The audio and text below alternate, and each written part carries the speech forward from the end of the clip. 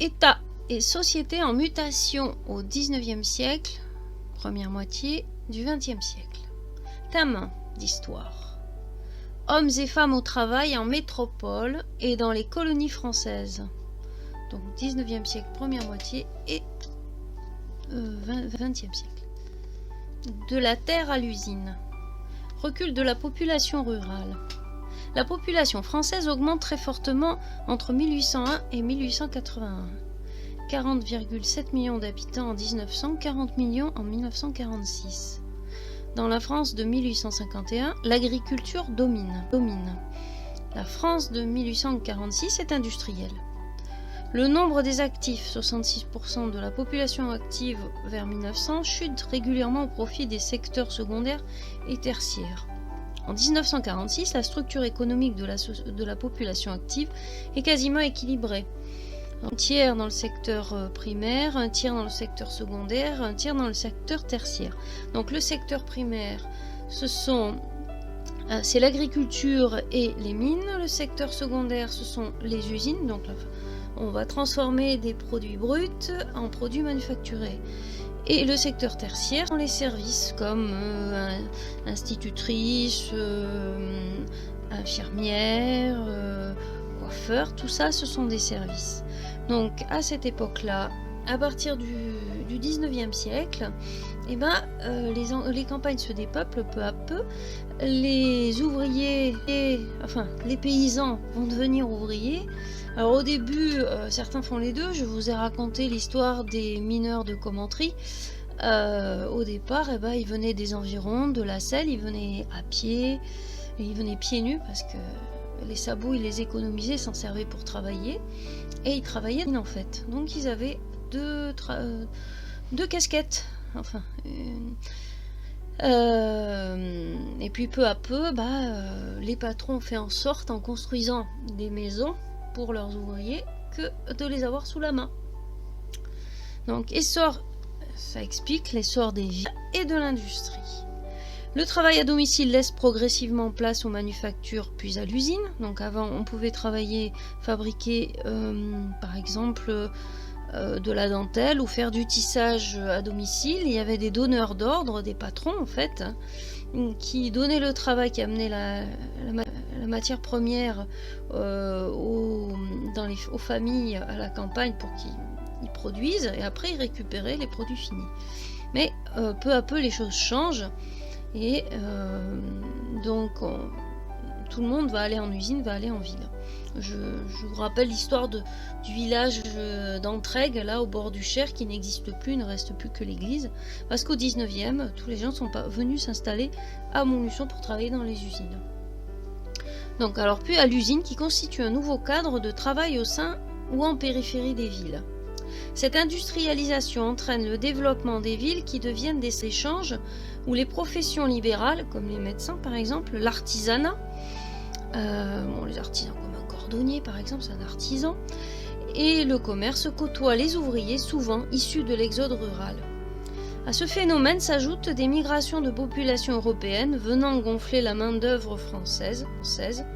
L'urbanisation et l'industrialisation s'accompagnent d'un accroissement de la misère et des inégalités sociales. Alors, comme exemple de population européenne, entre les deux guerres, il y a des Polonais. Donc c'est pour ça qu'on trouve pas mal de noms polonais dans la région, parce qu'ils sont venus travailler dans les... Alors l'urbanisation et l'industrialisation s'accompagnent d'un accroissement de la misère et des inégalités sociales. Donc les patrons en profitent, ils ont une main d'œuvre abondante et ils se privent pas de l'exploiter. Donc les ouvriers sont très très mal payés, ils font un nombre d'heures énorme et ils travaillent depuis très très très jeunes quoi. Bourgeoisie et prolétariat. Donc un monde socialement hiérarchisé, bourgeoisie et prolétariat. Caractérisée par la mécanisation, l'industrialisation impose une nouvelle organisation de la production industrielle à l'origine d'un système de classes, opposant la bourgeoisie, le capital, et le prolétariat, le travail. La prise du pouvoir par la bourgeoisie s'accompagne d'une domination sur la classe ouvrière. Donc cette industrialisation, elle se fait grâce à une invention qui a été perfectionnée, c'est l'invention de la machine à vapeur. La dite machine à vapeur permet de faire avancer des trains et de faire fonctionner des usines, comme les usines qu'il y avait à Montluçon, et des trains comme ceux qu'on a fabriqués, par exemple à Commentry. On a fabriqué une locomotive qui s'appelait la Commentrienne. Donc on a des usines. Ces usines appartiennent à la bourgeoisie, donc aux gens qui ont de l'argent, qui ont le capital, et ceux qui travaillent dans ces usines, qui louent leur force de travail, ce sont les ouvriers, ce sont les prolétaires. Donc ces prolétaires, je rappelle qu'ils viennent, qui sont issus d'un exode rural, qui viennent à l'origine des campagnes. Travailler dans les colonies. Dans les colonies, le travail revêt différentes formes et règles. À partir de 1848, les anciennes colonies, Guadeloupe, Réunion, fonctionnent selon des règles peu garantes des droits des nouveaux citoyens, victimes de leur ancien statut d'esclaves. En fait, quand on dit ça, ça veut dire qu'ils n'ont aucun droit et que, ils sont à peine mieux traités que lorsqu'ils étaient esclaves. Face à la diminution de la main-d'œuvre servile, la main-d'œuvre d'esclaves, les planteurs, ce sont les patrons là-bas dans les colonies, font appel à une main-d'œuvre immigrée. Les territoires africains, asiatiques et pacifiques, nouvellement conquis, jouissent de statuts différents qui favorisent l'engagisme, recrutement pratiqué de 1850 à 1930, visant à remplacer des esclaves affranchis par des travailleurs sous contrat. Enfin, des contrats pas très respectueux des droits des travailleurs. Et le travail forcé à partir des années 1880. Peu de différence entre avant et après 1848. Aux anciens maîtres se substituent des patrons peu respectueux des conditions de travail et de vie des nouveaux hommes libres qui gagnent peu dans les plantations, les mines ou les rizières. Donc je te rappelle le travail qu'on a fait en classe où on a vu que pour la construction, c'est Albert Londres qui raconte ça, pour la construction d'une voie de chemin de fer en Afrique, on a engagé 9000 personnes qu'on a fait travailler avec très peu d'outils en fait, et à la fin au bout d'un certain temps, il restait 1700 personnes, 1700 hommes qui avaient survécu aux conditions affreuses. Travailler dans les colonies. Dans les colonies, le travail revêt différentes formes et règles. À partir de 1848, les anciennes colonies, Guadeloupe, Réunion, fonctionnent selon des règles peu garantes des droits des nouveaux citoyens, victimes de leur ancien statut d'esclaves. En fait, quand on dit ça, ça veut dire qu'ils n'ont aucun droit et que, ils sont à peine mieux traités que lorsqu'ils étaient esclaves. Face à la diminution de la main-d'œuvre servile, la main-d'œuvre d'esclaves, les planteurs, ce sont les patrons là-bas dans les colonies, font appel à une main-d'œuvre immigrée. Les territoires africains, asiatiques et pacifiques, nouvellement conquis, jouissent de statuts différents qui favorisent l'engagisme. C'est un recrutement pratiqué de 1850 à 1930, visant à remplacer des esclaves affranchis par des travailleurs sous contrat. Enfin, des contrats pas très respectueux des droits des travailleurs. Et le travail forcé à partir des années 1880. Peu de différence entre avant et après 1848. Aux anciens maîtres se substituent des patrons peu respectueux des conditions de travail et de vie des nouveaux hommes libres qui gagnent peu dans les plantations, les mines ou les rizières. Donc je te rappelle le travail qu'on a fait en classe où on a vu que pour la construction, c'est Albert Londres qui raconte ça, pour la construction d'une voie de chemin de fer en Afrique, on a engagé 9000 personnes qu'on a fait travailler avec très peu d'outils en fait, et à la fin au bout d'un certain temps, il reste 1700 personnes, 1700 hommes qui avaient survécu aux conditions affreuses.